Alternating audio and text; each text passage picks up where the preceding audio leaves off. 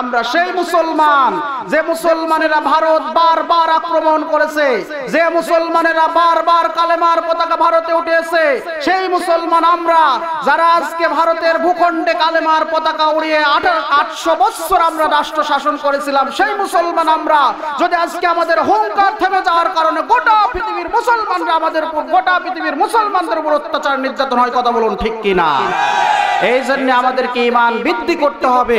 আমাদের ঈমান শুধু যদি নামাজে আর তাসবিহ তাহলিলের মধ্যেই সীমাবদ্ধ থাকে, তাহলে গোটা পৃথিবীর মুসলমানরা সারা জীবন মার খাবে।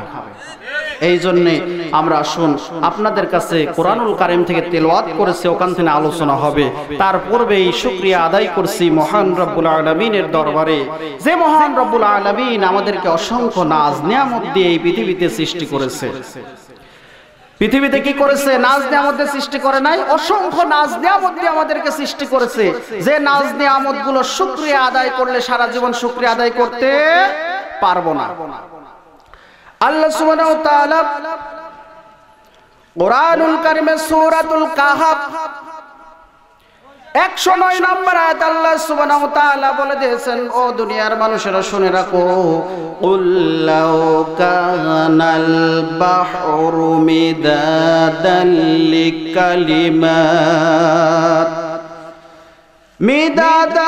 লিকালিমাতি রাব্বি লানাফিদাল বাহরু ক্বাবলা আন তানফাদা কালিমাতু রাব্বি ওয়ালাউ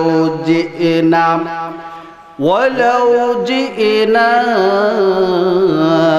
বিমিথলিহি মাদাদা। আল্লাহ মহান রব্বুল আলামিন বলছেন, ও দুনিয়ার মানুষেরা তোমরা শুনে নাও, যদি তোমরা তামাম সমুদ্রের পানিগুলোকে যদি কালি বানিয়ে ফেলো, আর সমুদ্রের পানিগুলো ওই কালি দিয়ে যদি আমার কালামের ব্যাখ্যা শুরু করো, আমার প্রশংসা শুরু করে দাও, সমস্ত সমুদ্রের পানিগুলো কালির পানি নামক ওই কালিগুলো আমার ব্যাখ্যা, আমার প্রশংসা করতে করতে শেষ হয়ে যাবে। আবার অনুরূপ যদি আরেকটা সমুদ্র আনো, তারপরেও কি হবে? ওয়ালাউ জি'না বিমিথলিহি মাদাদা। ওই রকম আরেকটা সমুদ্র আনবে। গোটা পৃথিবীর মধ্যে যত সমুদ্র আছে, সব সমুদ্রগুলোকে যদি তোমরা পানিতে পরিণত করো, আর ওই পানি ওই কালি নামক পানি দিয়ে যদি তোমরা লেখা শুরু করে দাও, সব সমুদ্রের পানি শেষ হয়ে যাবে। আমার কালামের ব্যাখ্যা, আমার প্রশংসা করা কখনো শেষ হবে না। চিল্লায়ে বলেন আল্লাহু আকবার। সমুদ্রের পানিগুলো নিঃশেষ হয়ে যাবে, কিন্তু আমার কালামের ব্যাখ্যা শেষ হবে না, আমার প্রশংসা শেষ হবে না। এই জন্য রব্বুল আলামিনের দরবারে চিল্লায়ে শুকরিয়া আদায় করছি, সকলেই করছি আলহামদুলিল্লাহ। দরুদ ও সালাম করছি সর্বকালের সর্বশ্রেষ্ঠ মহামানব, আদর্শের মহাসৈনিক, যার আদর্শ ধারণ করার মধ্য দিয়ে ইহকালীন জীবনে কল্যাণ, পরকালীন জীবনে মুক্তি। আল্লাহ মহান রব্বুল আলামিন কোরআনুল কারীমের মধ্যে বলেছেন, লাকাদ কানা লাকুম ফি রাসূলিল্লাহি উসওয়াতুন হাসানাহ। তোমাদের জন্য রাসূল সাল্লাল্লাহু আলাইহি সাল্লামের জীবনেই রয়েছে সর্বোত্তম আদর্শ। আমাদের আদর্শ সৈনিক হব আমরা কার? আবার বলে ফেলেন না ভুলে, কারণ অনেকেই তো আছে অনেকের আদর্শের সৈনিক। রাসূলের আদর্শের সৈনিক না হতে পারলে জান্নাত পাওয়া যাবে না। সুতরাং আদর্শ হতে হবে আমাদের রাসূল। রাসূল যদি আদর্শ না হয়, অন্য কেউ আদর্শ হলে ওদের পিছনেই কিয়ামতের দিনে জাহান্নামে চলে যেতে হবে। কথা বলুন ঠিক কি না? এই জন্য রাসূল আমাদের আদর্শ হতে হবে, সকল ক্ষেত্রে রাসূলের আদর্শ। সেই রাসূল আমাদেরকে, আমরা রাসূলের উপর দরুদ পড়লাম। এ পর্যায়ে আপনাদের কাছে যে কোরআন তেলাওয়াত করেছি, এই কোরআন যখন তেলাওয়াত করা হয় তখন আমাদের উপর রহমত নাজিল হয়। যারা আশেপাশে ঘুরে বেড়াচ্ছেন তাদের উপর রহমত হবে। কথা বলুন হবে। এখানে যারা বসে আছেন তাদের উপর রহমত হবে। এটা কি আমার কথা না কোরআনের কথা? আল্লাহ মহান রব্বুল আলামিন সূরাতুল আরাফ 204 নম্বর আয়াত আল্লাহ মহান রব্বুল আলামিন বলে দিয়েছে, ওয়া ইযা কুরিয়াল কুরআনু ফাসতামিউ লাহু ওয়া আনসিতু লাআল্লাকুম তুরহামুন। আল্লাহু আকবার। আকবার। আল্লাহ মহান রব্বুল আলামিন বলছেন ওয়াইজা কুরিয়াল কুরআন, যখন তোমাদের সম্মুখে যখন কোরআন তেলাওয়াত করা হয়, কোরআনের আলোচনা করা হয়, ফাস্তামিউ লাহু, তখন তোমরা সেটা শ্রবণ করো, আনসিতু, তোমরা সেখানে চুপ থাকো, লাআল্লাকুম তুরহামুন, আশা করা যায় তোমাদের উপর রহমত নাজিল করা হবে। বলেন আল্লাহু আকবার। তাহলে কোরআন যখন তেলাওয়াত করা হয়, আলোচনা করা হয়, তখন তোমরা চুপ থাকো, কারণ তোমাদের উপর এর মাধ্যমে রহমত নাজিল হবে। আমরা রহমত দেখতে পাচ্ছি? পাওয়া যায়? কেউ পাচ্ছেন না? আল্লাহ রাসূল সাল্লাল্লাহু আলাইহি সাল্লামের বিশিষ্ট সাহাবী হযরতে বারা ইবনে আযিব রাদিয়াল্লাহু তাআলা আনহু বলেছেন, এই রহমতটা আমি দেখতে পেয়েছি। কিভাবে দেখতে পেয়েছে? আল্লাহর নবীর সাহাবী, বিশ্ব নবীজির সাহাবী হযরতে বারা ইবনে আযিব রাদিয়াল্লাহু তাআলা আনহু বললেন, আমি মরুময় অঞ্চলে আমার ঘোড়া নিয়ে যখন আমি রওনা দিয়েছি, এমন সময় নামাজের সময় হয়ে গেল। এমন সময় যখন নামাজের সময় হয়ে গেল, মরুময় অঞ্চলের মধ্যে একটি গাছ পেলাম। গাছকে আমি আমার ঘোড়াটা দুইটা রশি দিয়ে গাছের সাথে দুইটা রশি দিয়ে গাছের সাথে বেঁধে ফেললাম। এমন সময় একটা যাই নামাজ পড়ে আমি নামাজের মধ্যে আল্লাহু আকবার বলে দাঁড়িয়ে গেলাম।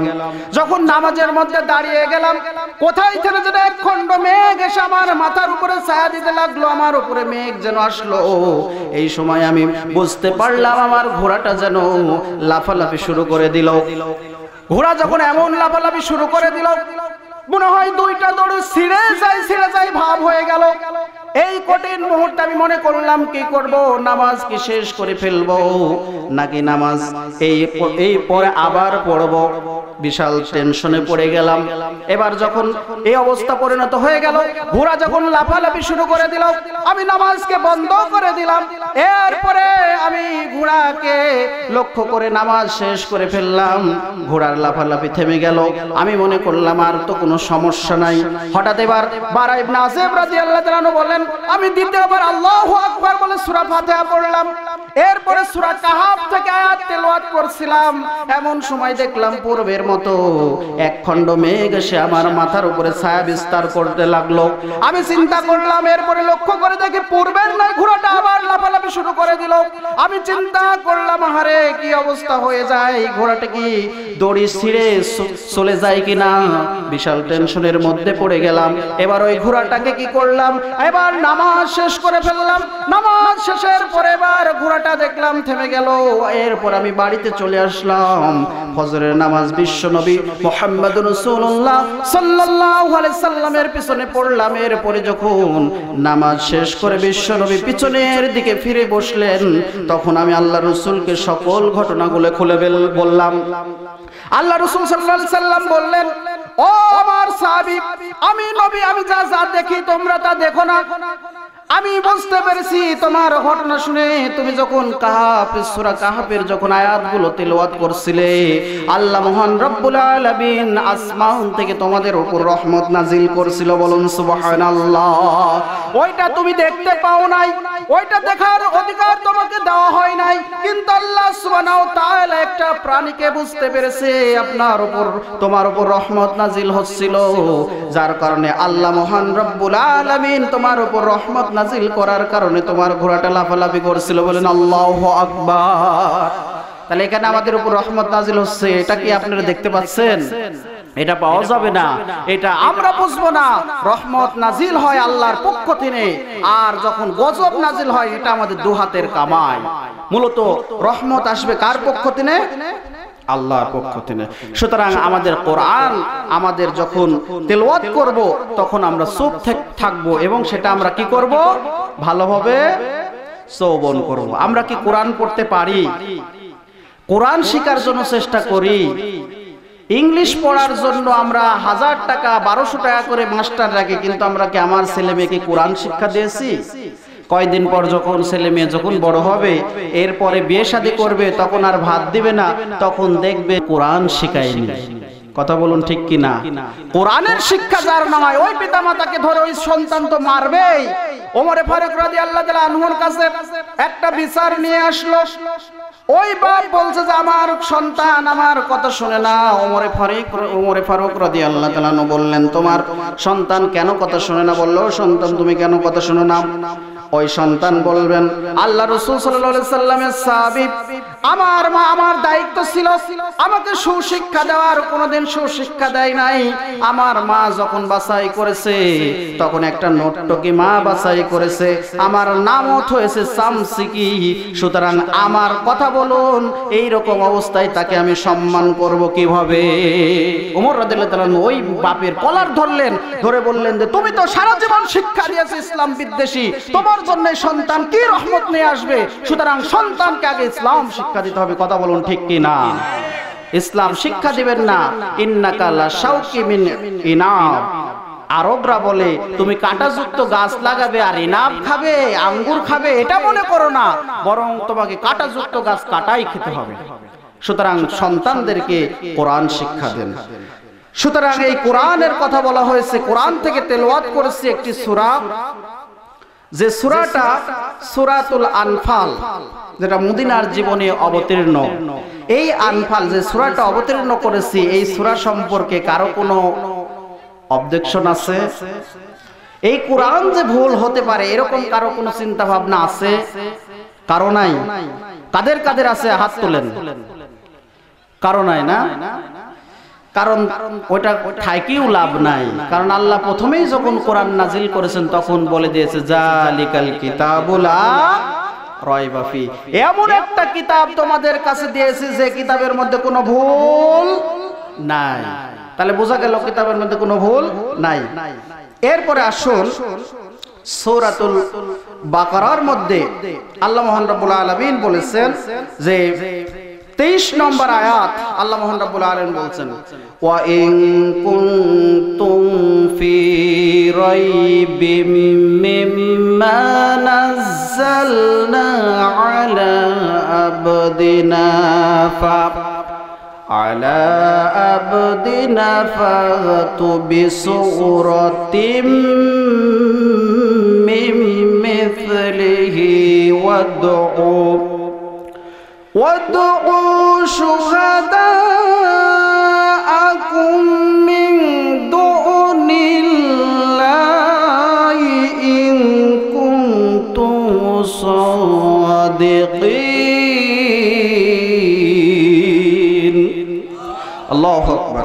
আল্লাহ মহান রব্বুল আলামিন বলছেন, আমি যে কিতাব তোমাদের কাছে, ওয়া ইন কুনতুম ফি রাইবি মিম্মা নাযালনা আলা আবদিনা, আমি যে আমার পক্ষ থেকে যে কিতাব তোমাদের কাছে অবতীর্ণ করেছি, এই কিতাবের মধ্যে যদি কোনো সন্দেহ পোষণ করো, এটা মনে করো মানুষের তৈরি করে খোদার কিতাব, এটা যদি মনে করো এরকম একটা সূরা 114টা সূরার মতো এমন একটি সূরা তোমরা তৈরি করে দেখাও।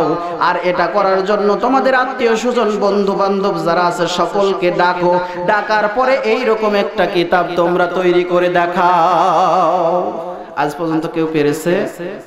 কথা বলুন, পেরেছে? আমাদের দেশে একজন কোরআনের একটা আয়াত বানিয়েছে, জানেন নাম কি? ইউটিউবে দেখেছেন না?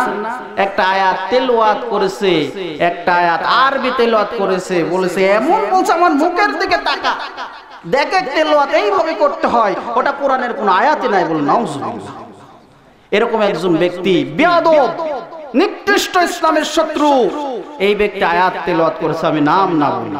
সুতরাং আল্লাহ বলেছেন এরকম একটা সূরা তোমরা তৈরি করে দেখাও। আবু জেহেল, আবু লাহাব, উতবা সাহেবরা বলল এরকম কিতাব তো আমরাও তৈরি করতে পারি, এরকম কিতাবের মতো কিতাব তো আমরাও তৈরি করতে পারি, কত কবিতা আমরা তৈরি করতে পারি, তাহলে তো এরকম কিতাব কি আমরা করতে পারবো না? আবু জেহেল, আবু লাহাব, উতবা সাহেবরা বলল এরকম কিতাব তো আমরাও এরকম সূরার মতো সূরা তৈরি করতে পারি। বিশ্ব নবীজি চ্যালেঞ্জ ছুড়ে বলে দিলেন, ও দুনিয়ার মানুষেরা, তোমরা যদি এরকম কিতাবের মতো আরেকটা কিতাব যদি তোমরা তৈরি করতে পারো, তোমাদেরকে চ্যালেঞ্জ ছুড়ে দিলাম। কাবা ঘরের দেওয়ালের সাথে বিশ্ব নবী 3টা সূরা 3টা আয়াত লিখে দিলেন, এর মধ্যে একটি আয়াত শেষ করে দিলেন, কেটে দিলেন, আর 2টা আয়াত লিখে দিলেন। ছোট্ট একটি সূরা, কোরআনুল কারীমের মধ্যে সবচাইতে ছোট্ট সূরার নাম কি? সূরা কাউসার, ইখলাস 4 আয়াত আর কাউসার কয় আয়াত? 3 আয়াত। বিশ্ব নবীজি কাবা ঘরের দেওয়ালের সাথে দুইটা আয়াত লিখে দিলেন, ইন্না আ'তাইনাকাল কাউসার ফাসাল্লি লিরাব্বিকা ওয়ানহার। আল্লাহ মহান রব্বুল আলামিনের নাজিলকৃত দুইটা আয়াত লিখে দিলেন। এরপর বিশ্বনবী চ্যালেঞ্জ ছুড়ে দিলেন, ও কাফেরেরা, তোমাদের জন্য আরেকটা এরপরে আরেকটা আয়াত হবে, তোমরা যদি পারো এখান থেকে তোমরা লাও, এখান থেকে তোমরা তৈরি করো। এবার কাফেরেরা একত্রিত হয়ে গেল। সেই জামাই বড় বড় সেই জামানায় যারা কবি ছিল, সাহিত্যিক ছিল, তাদেরকে ডাকা হলো, রাজনীতিবিদদেরকে ডাকা হলো, বুদ্ধিজীবী পণ্ডিতদেরকে ডাকা হলো।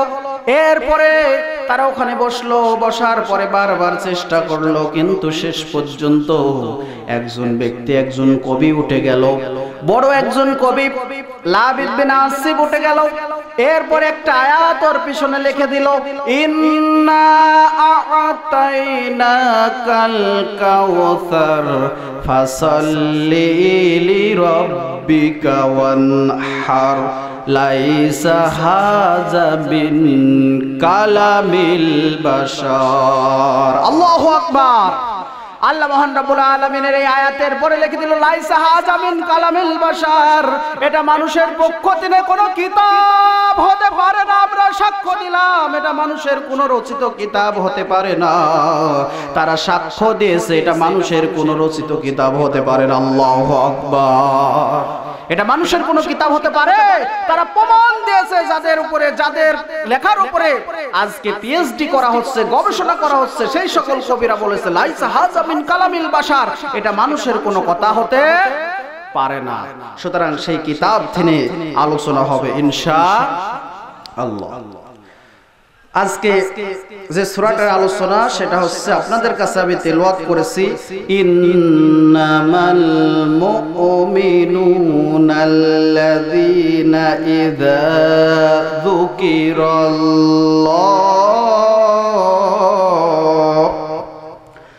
ইন্নামাল মুমিনুন, মুমিন তো তারাই, আল্লাযী যারা, ইযা যুকিরাল্লাহ, তাদের সম্মুখে যখন আল্লাহর জিকির করা হয়, ওয়াজিলাত কুলুবুহুম, তখন তাদের অন্তর কেঁপে কেঁপে ওঠে, অন্তরটা কেঁপে যায়। বলেন আল্লাহু আকবার। আমাদের দেশে জিকিরও আছে, অন্তর তো কাঁপে, কাঁপতে কাঁপতে বাসবো, আবার লাফালাফা উপরে ওঠে। দেখছেন না? এমন জিকিরের ইশক চলে আসে অন্তরে, বাসবো আবার উপরে ওঠে। তা আমি চিন্তা করি, বাস বয়া যে উপরে ওঠে, এটা না ইশক চলে আসলো। আশপাশে কাঁটাযুক্ত শিমলের গাছ আছে না আপনাদের দিকে, মাদারের গাছ চিনেন? তো কোনদিন তো হঠাৎ করে ইশক ওইটি শিমলের গাছে ওঠে না, আবার ইশক যখন ওঠে তখন তো আর মাদারের গাছে ওঠে না। তার কারণ কি? ইশক ওখানেই থাকে না বাহিরে যায়? আবার কিছু কিছু লোকের আল্লাহর জিকিরের সিস্টেমই আলাদা। আমাদের বাড়ির পাশে বড় বিশ্ব রোড, এই রোডে মনে করেন যে কিছু কিছু মানুষ জিকির করতে করতে বাবার দরবারে চলে যায়। এরকম জিকির করে, পানির তলে বাতি জ্বলে, পানির তলে বাতি জ্বলে, ঝড় বাতাসে নিবে না, আমার বাবার মুরিদ হলে নামাজ কালাম লাগে না। এরকম আছে না আপনার দিক? এরকম আছে না? সব দিকেই রোগ আছে, এই রোগ থাকবে, কারণ এই জিকির আর এই জিকিরের মধ্যে পার্থক্য আলাদা আছে। আবার কেউ কেউ জিকির করে, এমন জিকির করে বাবারে বাবা, এই জিকিরের কথা শুনলে তো ইমানে নষ্ট।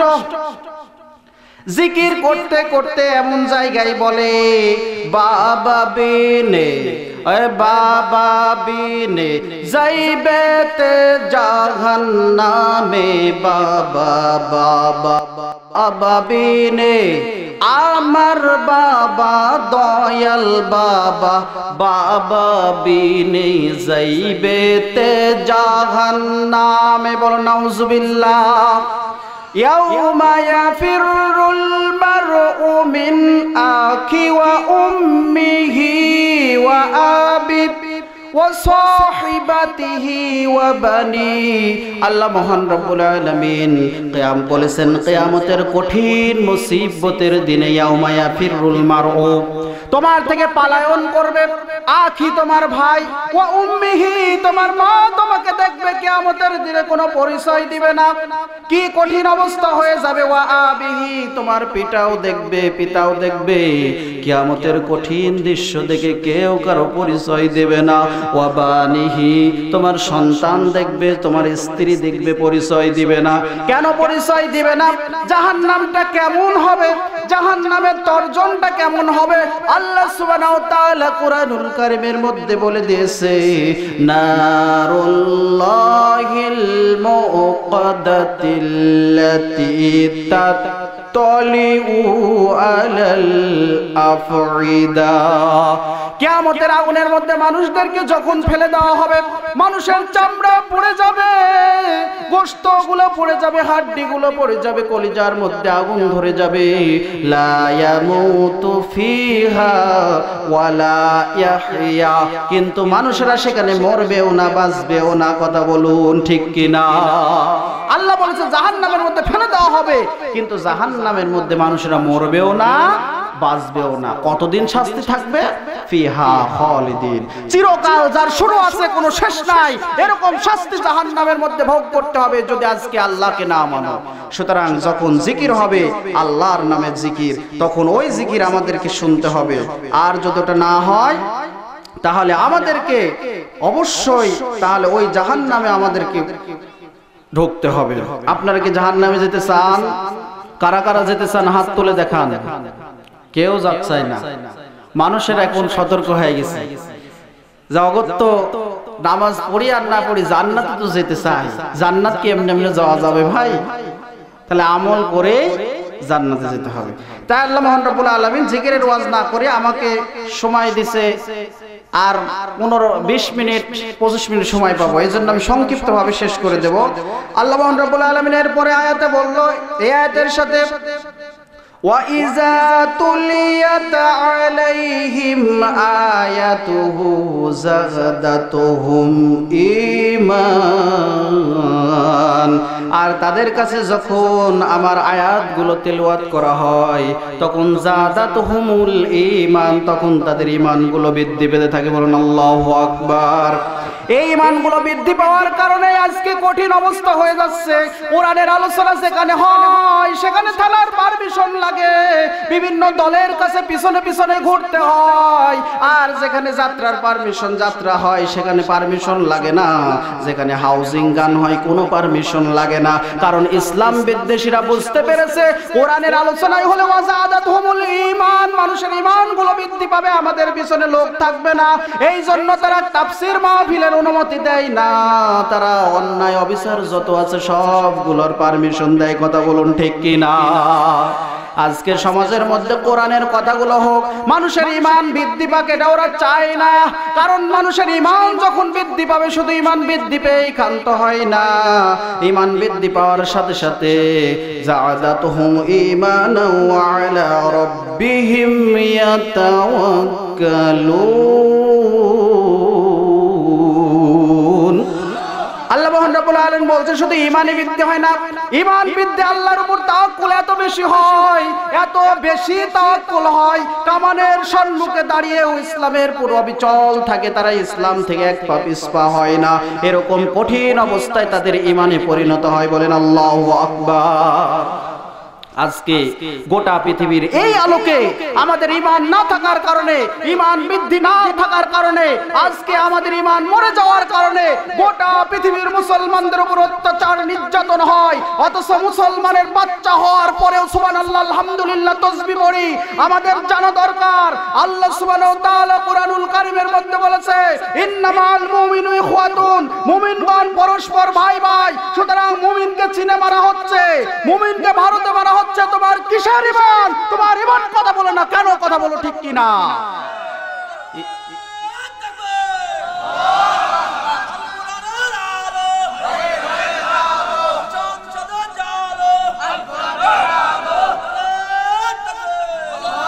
আলহামদুলিল্লাহ, আমাদের ঈমানগুলোকে বৃদ্ধি করতে হবে। কারণ আজকে ভারতে মুসলমানেরা মার খায়। কারা মার খায়? কথা বলুন, কারা মার খায়? আজকে চীনে কারা মার খায়? আজকে গোটা পৃথিবী মুসলমানরা মার খায় একটাই কারণ, জাদাতহুম ঈমান, তাদের ঈমানগুলো বৃদ্ধি হচ্ছে না, আয়াতগুলো তেলাওয়াত করা হচ্ছে না। এই জন্য ঈমান বৃদ্ধি না পাওয়ার কারণে মুসলমানেরা গোটা পৃথিবীতে মার খায়। যে কোরআনের জন্য অসংখ্য ব্যক্তিকে ফাঁসির মঞ্চে ঝুলানো হয়েছে, অসংখ্য ব্যক্তিকে কোরআনের মুফাসসিরকে জেলখানার মধ্যে বন্দী করে রাখা হয়েছে, যে কোরআনের কথা বলার কারণে আমাদের দেশ থেকে শ্রেষ্ঠ মুফাসসিরকে দেশ থেকে বাহির করা হয়েছে, সেই কোরআনের বিপ্লব একদিনে দেশে কায়েম হবেই হবে ইনশাআল্লাহ।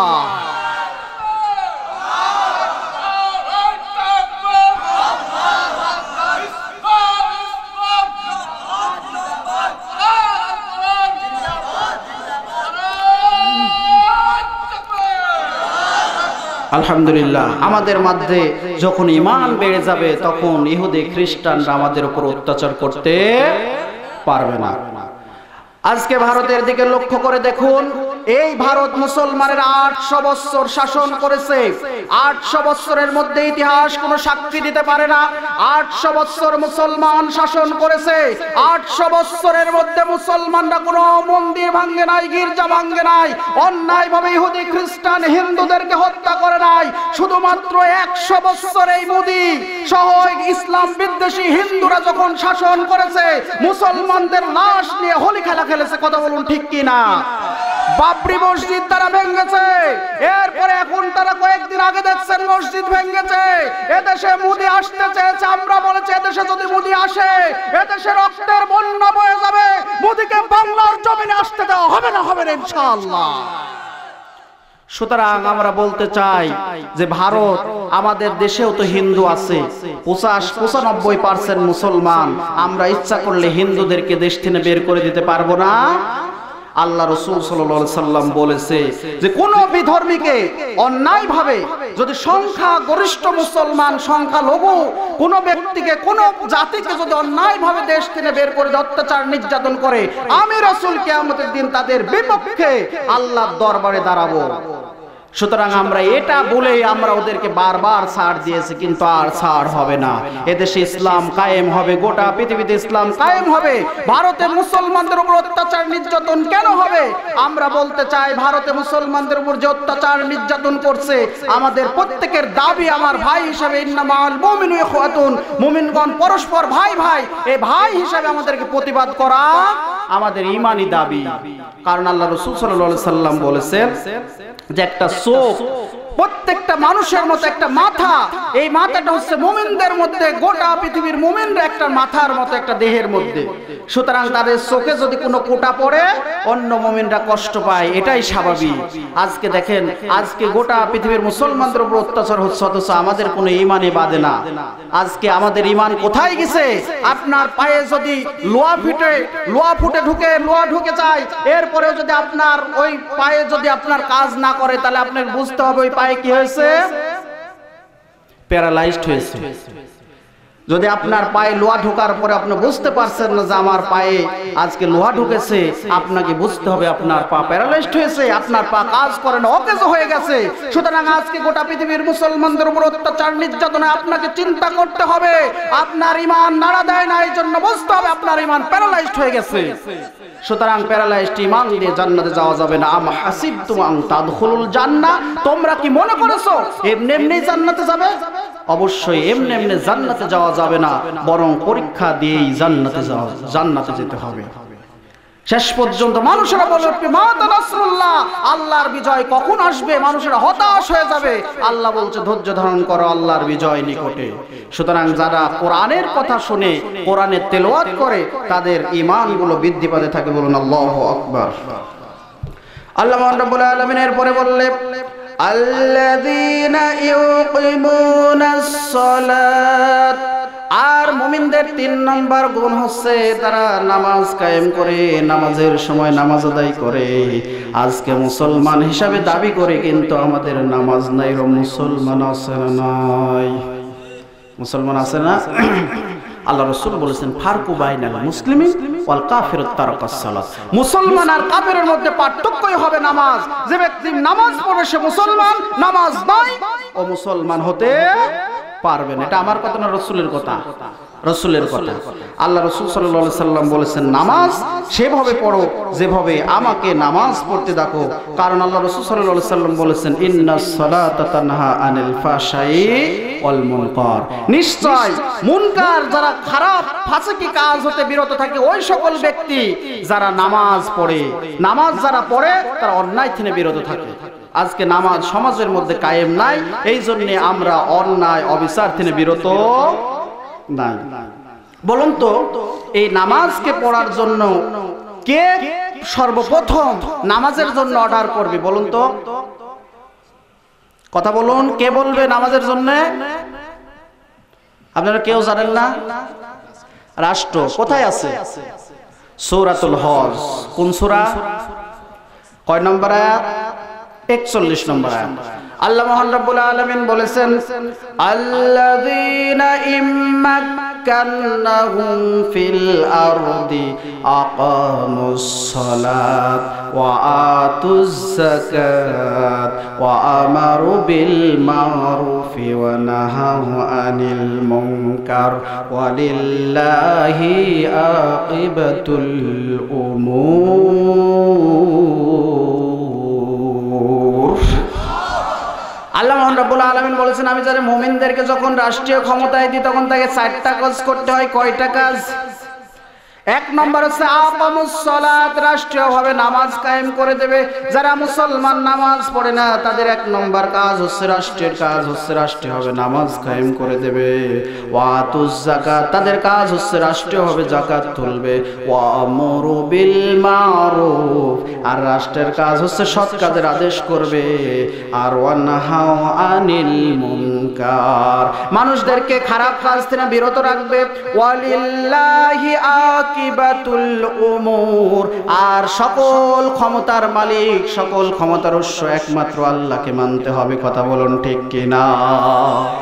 ওয়ালিল্লাহি আকিবাতুল উমুর ইন্নাল কুওয়াতা লিল্লাহি জামিয়া, সকল ক্ষমতার মালিক, সকল ক্ষমতার উৎস কে?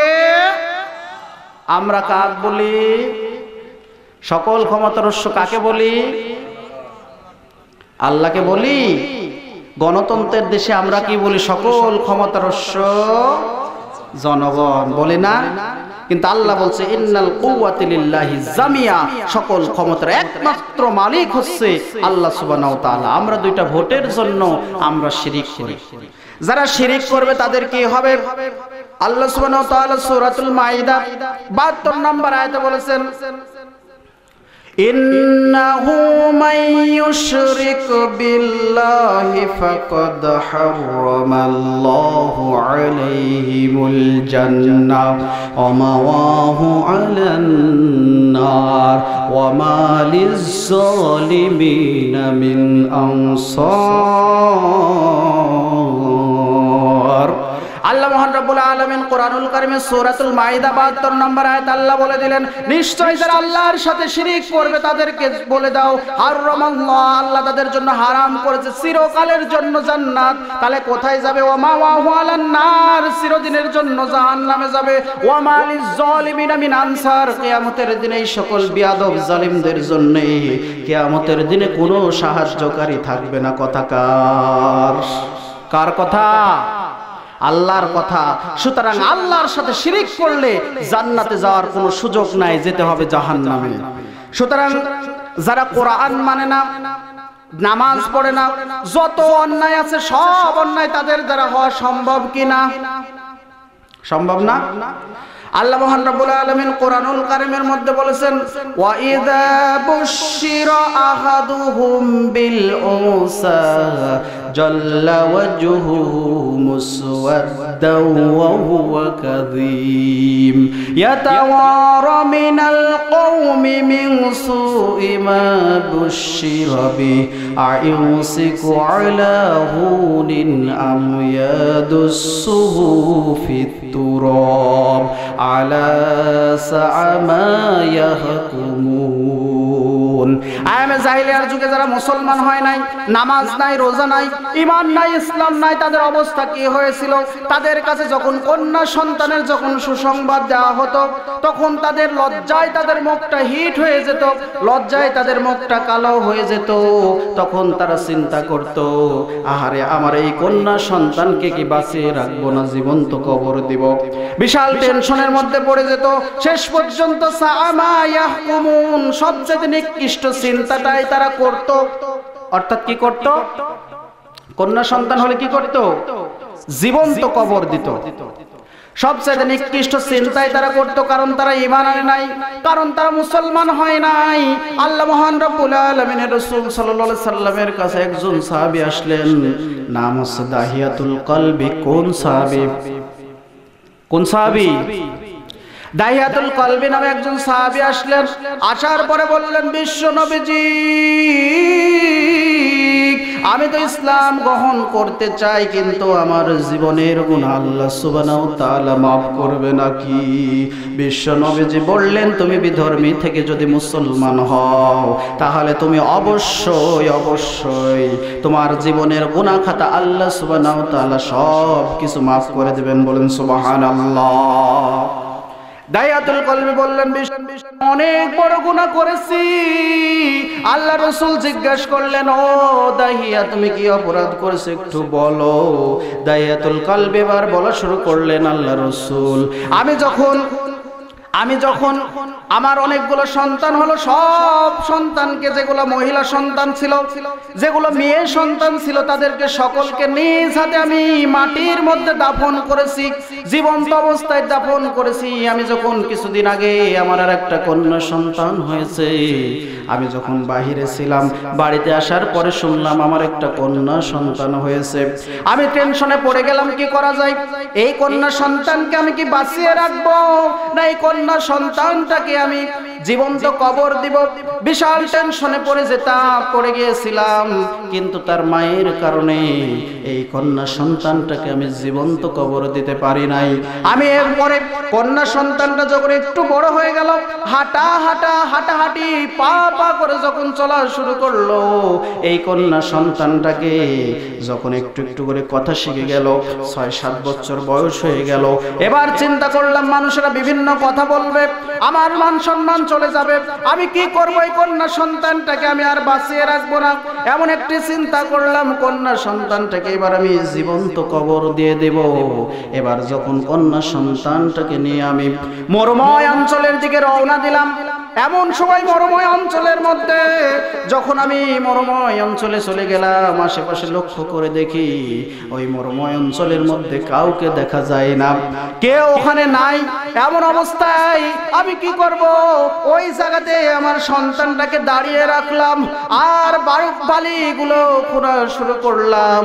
যখন বালিগুলো খোঁড়া শুরু করলাম, তখন সাথে সাথে ওই কন্যা সন্তানটাকে যখন আমি বালি খনন করছিলাম, তখন ওই বালিগুলো যে আমার শরীরে যখন পড়ছিল, শরীরের মধ্যে যখন লাগছিল, এমন সময় ওই বালিগুলোর অবস্থা এমন হয়েছিল, ওই যখন আমার কন্যা সন্তানটা তার কচি হাত দিয়ে সুন্দর করে তার জামা দিয়ে আমার সুন্দর করে আমার চেহারাটা মুছে দিচ্ছিল, আর বারবার আমার দিকে বলছিল, আব্বু এত কষ্ট করার দরকার নাই, চলেন আমরা বাড়িতে যাই, এত কষ্ট করার দরকার নাই, চলেন আমরা বাড়িতে যাই, এরকম করে যখন বারবার আমাকে বলছিল, এরপরে আমার অন্তরের মধ্যে এত কঠোর হয়ে গেছিল, পাষাণ হয়ে গিয়েছিল, আমার সামান্যতম দরদের আমার অন্তরের মধ্যে হয় নাই। এরপরে কিছুক্ষণ পরে আমি আমার কন্যা সন্তানটাকে যখন অনেকটু গর্ত করা হয়ে গেল, এমন সময় আমার কন্যা সন্তানটাকে আমাকে বলল, আব্বু আপনাকে আর কষ্ট করা লাগবে না, চলেন বাড়ির দিকে রওনা দিই। আমার তখন আমার অন্তঃকরণের মধ্যে সামান্য দয়ার উদ্রেক হলো না। আমি কি করব? টেনশনে পড়ে গেলাম, আমার কন্যা সন্তানটাকে এখানে কবর দিয়ে আমাকে যেতে হবে। এমন সময় আমার কন্যা সন্তানটাকে আমি বললাম, আব্বু এর মধ্যে দেখো কি সুন্দর একটা পাথর দেখা যায়। এবার যখন আমার কন্যা সন্তানটা সম্মুখে চলে আসলো, এমন সময় কন্যা সন্তানটাকে আমি ধাক্কা মেরে ওই কবরের মধ্যে, জীবন্ত কন্যা সন্তানকে আমি কবরের মধ্যে ফেলে দিলাম। এরপরে কিছুক্ষণ পরে ওই কন্যা সন্তান বুঝতে পারলো আজকে আমাকে জীবন্ত কবর দেওয়া হবে। ওই কন্যা সন্তান চিৎকার করে বলল, আব্বু আব্বু আমি বুঝতে পেরেছি আপনি আমাকে আজকে জীবন্ত কবর দিয়ে দিবেন। আব্বা আপনার দু হাতে ধরি, দু পায়ে ধরি, আপনি যদি আজকে আমাকে ছেড়ে দেন, কোশ্চিন কালেও পৃথিবী যতদিন বেঁচে থাকবে, আমি যতদিন বেঁচে থাকবো আব্বা আপনার কাছে কখনো সন্তানের অধিকার নিয়ে চলে কখনো আসবো না। সন্তানের অধিকার নিয়ে তো আসবোই না, বরং আরব ছেড়ে অন্য দেশে চলে যাব, আমাকে বাঁচিয়ে দিন। বিশ্ব নবীজি এত আকুতি মিনতি করলো। এরপরে আমার কন্যা সন্তানটাকে আমি ছাড়লাম না। এরপরে যখন বালিগুলো আমি নামিয়ে দিতে শুরু করলাম, যখন হাঁটু পর্যন্ত বালিগুলো চলে গেল, এমন সময় আমার কন্যা সন্তানটা আবার চিৎকার করে বলল, আব্বা আব্বু আমাকে ছেড়ে দাও, এত পাষাণ মানুষ তুমি কিভাবে হলে, আমাকে ছেড়ে দাও, আমি চলে যাই, তোমার বাড়িতে তো আমি কোশ্চিন কালেও যাব না। এই কঠিন মুহূর্তে যখন আব্বু আব্বু করে চিৎকার করলো আল্লাহর রাসূল, এরপরে আমার সামান্যতম দয়া হলো না। এরপরে কিছুক্ষণ পরে আমি যখন তার গলা পর্যন্ত যখন বালিগুলো ঢেলে দিলাম, এমন অবস্থায় ওই কন্যা সন্তানটা চিৎকার করলো, আব্বু ও আব্বু আমাকে বাঁচিয়ে দাও, তোমার বাড়িতে যাব না, চোখ দুই চোখ যেদিকে চলে যায় সেদিকেই চলে যাব, ও আব্বু আমাকে ছেড়ে দাও করে চিৎকার করতে লাগলো। এরপরে আমার সামান্যতম আমার অন্তঃকরণের মধ্যে দয়া হলো না বিশ্ব নবীজি। এরপরে আমি তার মাথা পর্যন্ত বালিগুলো দিয়ে দিলাম। শেষ আওয়াজ যেন আব্বু আব্বু করে চিৎকার করে আমার সন্তানটা, আমার কাছে মনে হয়েছে তার হাতটা যেন মাথার উপরে উঠে আছে, হাত দিয়ে ইঙ্গিত করে বলে, আব্বু আমাকে বাঁচিয়ে দাও, তোমার বাড়িতে আমি যাব না। আমার অন্তঃকরণের মধ্যে সামান্য দয়া হলো না। এরপরে হাত পর্যন্ত বালি দিয়ে আমি ঢেকে দিলাম। এরপরে বালি দিয়ে যখন ঢেকে দিলাম, এরপরে জীবন্ত কবর দেওয়ার পরে, আমার কন্যা সন্তানটাকে জীবন্ত কবর দেওয়ার পরে আমি সাথে সাথে বাড়িতে চলে আসলাম। বাড়িতে যখন খাবার শুরু করি, খাবারের মধ্যে কে যেন আমার কন্যা সন্তানের মতো চিৎকার করে কে যেন বলছে, আব্বু আব্বু বলে ডাক দেয়। আমার তখন আর ভালো লাগে না। আমি যখন খাবার শুরু করি তখন আব্বু বলে চিৎকার করে। আমি যখন রাত্রে ঘুমাইতে যাই, ঘুমের জলে কে যেন আব্বু আব্বু করে চিৎকার করে। বিশ্ব নবীজি আমার, ও বিশ্ব নবীজি। এরপরে আমি আর বসে থাকতে পারি না, আপনার দরবারে ইসলাম কবুলের জন্য এসেছি। আল্লাহর নবী আমার জীবনের গুনাহগুলোকে আল্লাহ ক্ষমা করেছে নাকি? বিশ্ব নবীজির দিকে দাহিয়াতুল কলবি লক্ষ্য করে দেখে, বিশ্ব নবীজির দিকে লক্ষ্য করে দেখলেন বিশ্ব নবীজির দুই চোখ দিয়ে পানি মুবারক ঝরে ঝরে পড়ছে, দাড়ি বেয়ে বেয়ে পড়ছে। আল্লাহর নবী বিশ্ব নবীজি বললেন, মানুষ কিভাবে এত কঠিন হৃদয়ের অধিকারী হতে পারে? মানুষ কিভাবে এত কঠিন হৃদয়ের অধিকারী হতে পারে? সুতরাং যাদের কাছে নামাজ নাই, এরা সবকিছু হতে পারে, সবকিছু হতে পারে। এই জন্য ইন্নাস সালাতা তানহা আনিল ফাহশাই ওয়াল মুনকার, নামাজ মানুষকে সব ফাসিকি ফাহিশা কাজ থেকে বিরত রাখে।